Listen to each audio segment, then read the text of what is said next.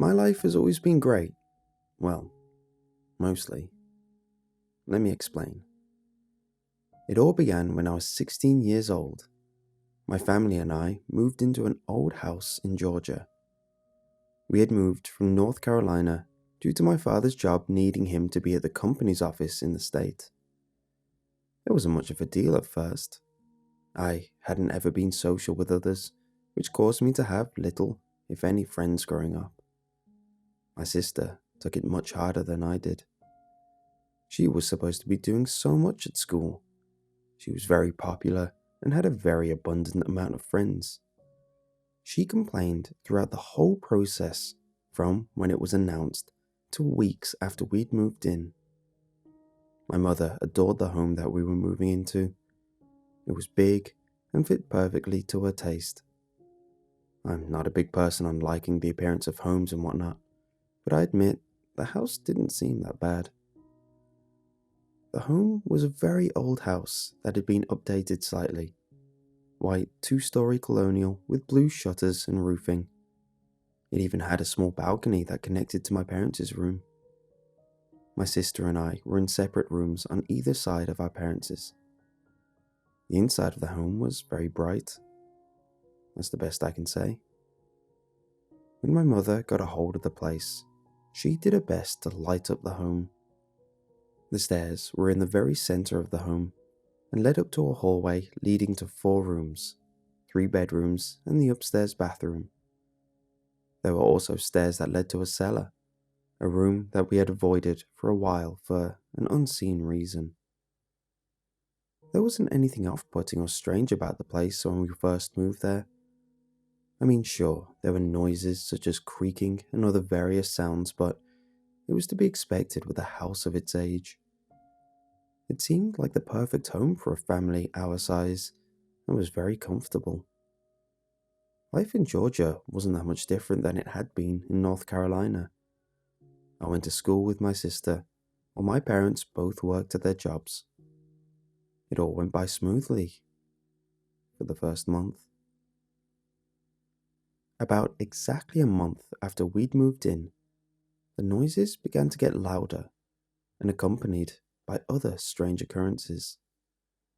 Windows and doors seemed to open and close by themselves, along with objects being rearranged. My parents didn't believe me or my sister when we experienced these things after school. They just dismissed it as us finally acting out about moving. This didn't make sense as I loved it here. I was finally making friends, and my sister's popularity had sparked here too. Life was going good for us. There was just something going on in this house. Things only got worse. The noises became more frequent, and soon, things such as vases and glasses broke.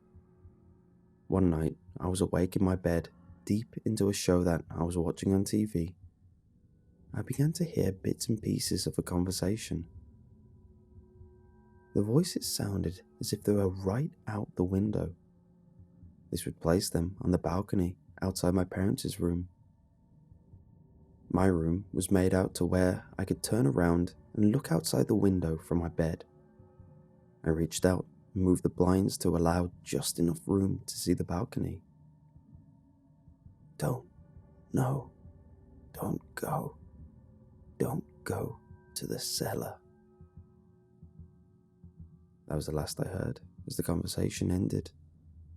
There was no sign of anyone out there in the darkness, and it was all quiet. This caused me to rush out of my room into my parents'. I explained the whole event to them.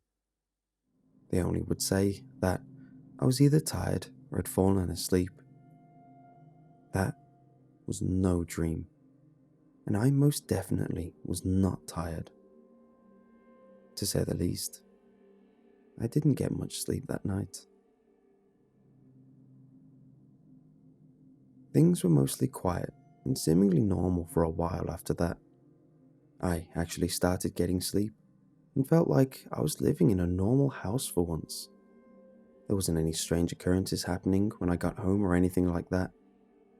For the first time, I invited 4 of my friends to stay the night one week. My friends arrived home that Friday as things were still quiet in the home. We messed around most of the day with things like games and watching TV. That night, we spent most of it telling ghost stories. My friends told pretty frightening tales, but when it got to me, I didn't know what to say. Not wanting to disappoint them, I began to explain what had been going on previously in the home. The 4 were fascinated, yet obviously terrified of what could be in that house with us. Being boys, they started with dares of me going to the cellar. Nobody had been down there at all. In fact, no one could, as the door that led to it was stuck. My father had given up on trying to get it open, and we all just went on without it. This turned out to be a good thing. Even though we knew the door was stuck, we went to try anyway. Every one of us tried to open the door, but to no avail, it wouldn't budge. At least the door didn't when it was just one of us messing with it. Together, we all acted as a battering ram and slammed into the door. Our combined force caused the door to slam open. A dreadful smell slammed against us as soon as the door hit the wall. A dark abyss welcomed us with smell. I reached in and ran my hand against the wall, looking for a light switch, only to find one that didn't work. My friends remained at the door as I went to get a flashlight. When I returned, we all exchanged who we thought should go in. After a minute of the suggestions, I gave the idea of us all going in. As a group, we all decided this to be the best option, and this is what we did, stepping out into the darkness to find the stairs that led down into the cellar. The smell only got worse as we went further in. It was an unknown smell to us all. It almost smelled like a mixture of the spray of a skunk and a rotten egg, but much, much worse. We looked around as I shined the flashlight out into the room. The source of the stench was the most horrifying thing that we'd ever laid eyes on. In the room, there were human remains. The cellar seemed to be a room for where the previous occupant prepared his food. The remains were all mutilated, and instruments of the evil act laid everywhere, drenched with blood. The body hung from a chain. Parts of its form missing in their place were broken bones. We were frozen in the room. We couldn't move due to the surprise, though shortly we did. As I turned the flashlight to another part of the room, we found another person to be there. He stood tall and turned to us. Pieces of his skin were missing. His face was partially missing, and some of his fingers were gone. His eyes focused on us as he opened his mouth to speak. "Leave."